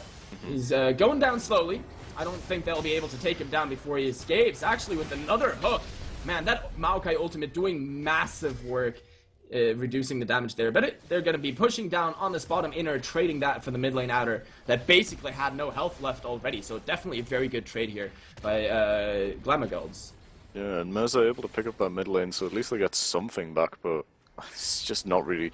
It doesn't feel like they're making anything happen again. It just feels like a repeat of the first game where Glamour Girls are making proactive plays around the map, and GGS are just mainly looking to respond, and they've got no way to sort of make anything happen. And at this point, because they're so far behind, it's all they've got to do. They've got to sort of just put up with that fact that they can't really make any plays across the map. And it looks like they're going to start to look to either go for Mirza or start off this Baron as they start to clear out vision around this top side. Yeah, and I mean, as you just said, they have to play around the fact that they can't make the big aggressive plays, push the lane past the river point, and they've just been getting caught out time and again. Joaxi at first last time, now Rage Maker all alone, way in the front line. He's gonna get taken out. No stand united for him this time, deciding that's not worth using. He's down for the count, so they're gonna have to wait another 30 seconds until Gragas is back alive before they try to go aggressive again. But yeah, I mean, Graves got caught, then Ezreal had been pushing the lane all by his lonesome with zero vision anywhere, gets caught out afterwards. Then they almost kill Maokai, the tankiest member. And it's kind of been a repeating story. And at this point, GGS really have to be careful that they don't overextend, that they are careful, that they don't get caught out, because that's going to be devastating the next time it happens. Yeah, definitely, and again, same as last game, just these little overextensions coming out of Glamour Girls are what's going to be giving GGS this ray of hope into coming back into this game. I mean, Mirza's scaled up his Rod of Ages, and now he's going to start to look to do something in these fights with that full stats. Just try and do something, because they've got to start to they've sort of stopped the bleeding. Now they've got to try and apply some kind of pressure to give them some kind of sort of leeway back into this door. Right. Stopping the bleeding is only the first step. It still has to, the wound still has to heal, and then you have to strengthen your muscles again. So here they go once again, and look at it. Graves really far out. Yes, he has a dash, but that's only going to do so much. Good knockback effect with his ultimate, and then still flashing, but that's so much used. Once again, the explosive cast, keeping Ezreal against the wall for just a second, so Azator having to be afraid here again and again. Yeah, I mean, another summoner burn. Hey, cool, why not? Wait a second, did Azator just... Yep, Azator just picked up the blue buff. Oh, wow, really? Nice. Okay, so, hey, you know, at least a little something for him. Consolation prize, so to speak. The dragon is up in 13 seconds, and Rage may occur. Could try to get himself a second dragon of the game. This one actually started by his team and not the enemy. Yeah, I mean, they're going to try and make something happen. Forcion's still on that top side pushing, but has got Stand United available, and Joaxi, you're on your own. Yeah, but that Sterk's gauge has been popped. Here come two TP. teleports. That is the advantage if you have a double TP team, and Maokai going forward still. Chaos and C. Oh, in the mid lane, Azator trying to take down Draven, and he doesn't just try, he actually does it. I don't know how that happened. That shouldn't happen. And now Gareth has to run away. This just turned really, really bad for Glamour Girls in a matter of seconds. They split up so much and divided their attention, and they're getting aced for absolutely nothing. My God, how the hell did that happen? I'll tell you how it happened. The curse is real, is what happened. The draw curse from Glamour Girls is what's happening right now. But no, so we say that Missing You shouldn't have went down Azator, but it depends on the rules of engagement. I mean, Azator probably, what he would have done was just, as we said in the early game, is that if he gets this Iceborne Gauntlet and starts landing out those Mystic shots from range, it means that Missing You can't actually make anything happen and won't be able to get any kind of trade damage onto Azator. So he would have probably just put him down. Attempted steal comes through from Missing You, but he hasn't really got the damage, and this could easily be a Baron going over for GGS. Yeah, it will be. Thresh has to be careful that he doesn't actually go down on the backside of this. He's going very far forward, and there is still a whole lot of crowd control. It was a very, very aggressive play from Glamour Girls. They had, yes, I mean, Draven versus Ezreal, that is unfortunate, but the way that Ahri and Thresh pick up Graves. Graves still has that Steric's Gauge. He's got the Maw of Malmortius. He's got that Warrior enchant. He isn't weak. And then there are two teleports on that team. Maokai and Lissandra coming in at the exact same time. And just, you know, turning that fight around all of a sudden. Yeah, so very, very nicely played. Lovely team play coming out of GGS, able to pick something up. I don't think Rage should really go for a steal here. Because if he does get caught, everything's back up for ultimate wise. Yeah. Well, he tries with the ult. yeah, it did come out, but nothing able to really make something happen. And now that's the Gragas ultimate on cooldown, so that's a main tool of disengage from Glamour Girls. Us not able to be up for the next few moments. Yeah, right now. I mean, Glamour Golds really just need to defend until the Baron is gone right now, or that is their game plan anyway. So they're saying we don't need that ultimate, we have enough wave clear, that top lane shoving for them anyway, that's going to buy a little bit more time. They can avoid the fight for that long, but now Rage may occur pretty far forward. Maokai could have tried to go in there. But yeah, I mean, they're just going to be sitting around the mid lane and wave clear that all out with Ahri. Luckily, she does have a decent amount of clear to make sure those minion waves don't really get to the turret. Yeah, and gonna have something to be able to stop this, because now it's Glamour Girls who've been put on the back foot, because GGS are now ahead in gold and also almost ahead in turrets in objectives. They're only one turret behind and still with that Baron buff as well. So Glamour Girls really got to be careful of these engages coming out from GGS. Matara takes a big chunk of damage as he gets caught by that charm, but he's not going to be too worried. Still got both Sterak's and more still available. A good amount of damage. Juaxi here tanking the turret, taking several shots onto his backside, so that's going to make him a little bit low. Draven up in the top lane, having to defend against Lissandra, who can now move around to mid, so possibly we'll see the fight here. And that's really been the big change as opposed to last game. This time around, GGS have means of engage. They have a way to get on top of the enemy team. Otherwise, that last fight would have never ended the way it did with the full ace and then the Baron on the backside. It looked so good for Glamour Girls for so long, and they make a glaring error like that one. Yep. And suddenly it's all gone awry for them. Now they have to fight to get it back. That Baron buff still on the team of GGS for a little bit longer. That top lane tower going down, and Lissandra going in. Look at the burst. Raven, you're there. Missing you just not respecting King Mirza's damage. I mean, even though he was really far behind before, he's got that fully stacked Rod of Ages, he's got the Abyssal, so he'll punch through the small amount of MR that you've got, or at least enough so that you'll still have the damage coming out, and with that needlessly large rod, he'll just absolutely burst you through, with the claw damage, WQ, and his ultimate. So just not able to really do anything in that top side, and it means that with no AD carry, you've got to be even more careful, because that's sort of your main source of damage that's been coming out of these team fights. And right now, it's just, I mean, yes, they're going to be doing some damage onto Maokai. Alistar actually not cancelling his recall, so he's leaving his top laner basically for dead. They're saying, you know, you're on your own, try to get out of there, but it's not going to be enough. Matera going down. So it shouldn't even matter too much, because there isn't really a big way that right now the Glamour Girls can capitalize on this. They had a very clear period of strength in this game against a team that is scaling. Yep. And especially when you're against a team that scales better than you into the late game. I mean, now Lissandra, even as Zanya's Hourglass, is invulnerable for even longer. You have to be all the more careful with their plays, and that is not something that Glamour Girls did. And we saw it in the last game already. They keep overstaying their welcome. They keep making small mistakes that just drag the game out for a little bit longer. And this is really something that GGS this time around is able to exploit effectively. Yeah, definitely. I feel it's just sort of these points where at first the call isn't too bad. They go in for something such as getting a turret or getting some kind of objective, but they've just not enough sort of.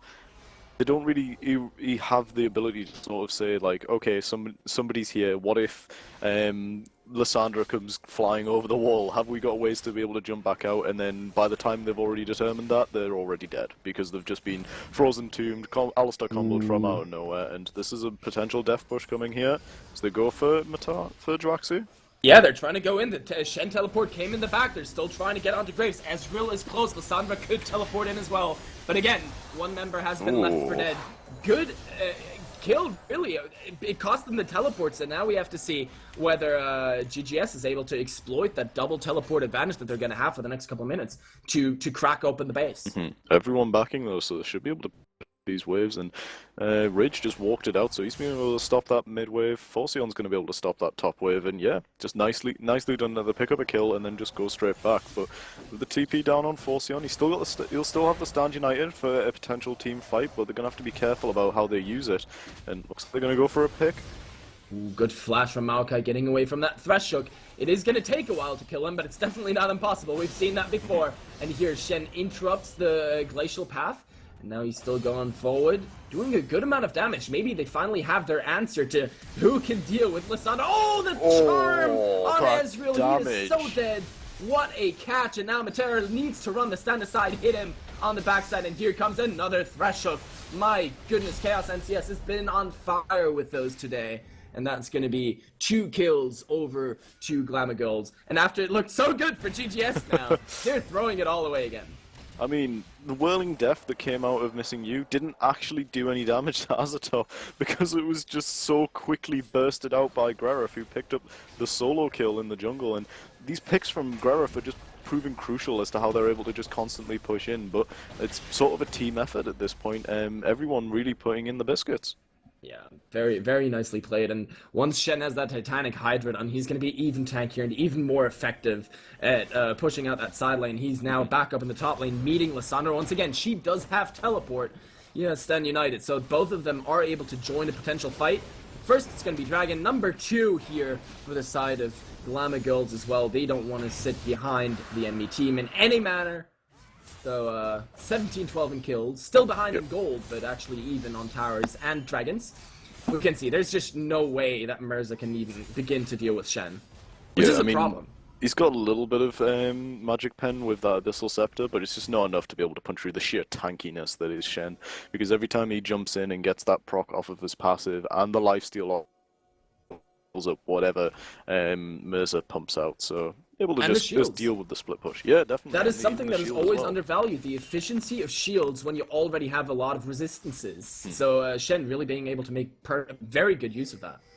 Yeah, definitely. He's able to deal with this split push that's been going down from Mirza because he's been able to do it in this mid game, and no one's really been able to deal with him. They've been sending Missing You just to try and sheer out damage him because maybe he just thought he could 1v1 him, as we've seen him try to do. But after he gets 1v1'd in return, I mean, you got to send somebody, and Shen's the perfect counter because he's able to be tanky enough to just block any damage that comes out, and he can clear waves fairly well with that Titanic Hydra.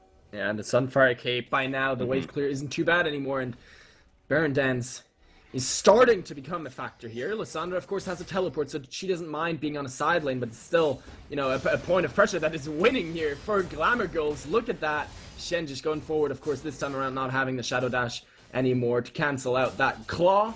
So he's just going to fight it out, and again, he pushes Lysandra back. This power point for the team of GGS, it's also, like, if you consider which fights GGS won, it's the one where Lysandra is able to go in aggressively and work effectively with her Frozen Tomb. It's not the ones where she's sitting in the back and then, you know, teleporting in. So there's something I don't really like about the way that GGS is playing this right now. I think that Maokai should be the one on the side lane and keeping Mirza really with the team. Alistar is enough of a tank line for that split push. I think they're wanting to just go for the scale to that late game. They're trying to get Azotov just as strong as possible before they do go for it. He's one item off getting full build, but they do need to start making something happen with this, with the way that they've managed to pull back. They're now ahead, and now they've got to really start to look for something somewhere. And yet, Mirza definitely needs to be looking for those engages with that with the Frozen Tomb. And if he can pick up a priority target, as he's been doing in these past fights, then it just makes it so much easier for the rest of your team, because you throw out that point and click, you follow it up with your root, and then just everyone else can throw out the damage that's necessary, and it's instantly 4v5. Yeah, and I mean, there's so much AoE potential on the side of GGS as well. Here comes the teleport right to the front. Look at all the damage, but the QSS saving Draven for quite a while. He might still go down. Yes, he finally does. Finally, Gragas Cast comes out, but Zhonya's is still available. And after all the damage sources are down, there's actually nothing left on the side of Glamour Girls. What a perfect teleport engage. That ward behind the Glamour Girls just cost them their, well, most of their team and a huge chunk out of their base, possibly even the game. Yeah, this could potentially be the game going down. The minion wave is very far away. Yeah, Matara's fairly tanky though, and you've also got Isaiah there as well. He's going to be throwing out those heals where necessary, so going to look to just crack this down, goes back in, picks up maybe the final 2 members, just does pick up 1, but Ridge does get away, but they're going to keep on tanking up this turret, and they're just going to go for the end. Yeah, there are still 20 seconds left on the next member. That's not going to be a matter. The curse is real. The curse is very real. And once again, Glamour Girls manage only a tie. It was so close, and this game right here was really back and forth. What Yep. on earth? That was ridiculous, actually. Absolutely ridiculous. Glamagirls did a really good job of getting some early pressure with these proactive players around the map, but GGS just did such a good job of just taking out the game to that late game, able to just scale and scale and scale, and then Azator and Mirza came through really strong with these utilities that they brought out from their pick potential, and Matara again just doing such a good job of just being relevant in that late game and going straight in. So just really well played, and it is a draw that comes out. Yeah, so draw once again. Yep. Congratulations to both teams, though. That was actually Yep. really cool to watch. Definitely. I'm still a little bit frustrated with the way that Glamagirls played that. I think they could have won that game. And I think they had several chances, but they misplayed so heavily at several occasions in this last game. On the other hand, of course, GGS definitely putting on a very good showing and coming out swinging throughout the entire game. And again and again and again utilizing those engages. The double teleport was really devastating. Yeah, it was such a nice Twice. game to finish it off. I mean, both members coming into that backline and just picking up both key members, Guerif and missing you straight away. Forceon got taken out as a result as well, and it was exactly what they needed to just push and end the game. And both times it was the double teleport. You know, there were two turning points in this game where GGS came back from an original deficit. And it was once down in the bot lane where, you know, Thresh and Ari tried to go into Graves. Double teleport results in an ace. This time around, double teleport, take out, you know, not only the two damage dealers, but a third person as well, that Shen. And then Thresh and Gragas alone have absolutely no chance of defending that base anymore. Definitely. Well, that does it for today's series, because of course the last game is not going to be played out. 300 are out of the league because they didn't show up 3 times, and that is not something that should happen. So we're going to be back tomorrow with more games, more action. Yep. So if you like all that, please come back. And even if you don't, come back anyway. Yeah, genau. Come back anyway. You can follow the channel to see when we go live. You can follow us on Facebook and Twitter. There's a website, and if you want to play the team and come in for the next season. Exactly. Yeah, thanks for watching, and have a nice day.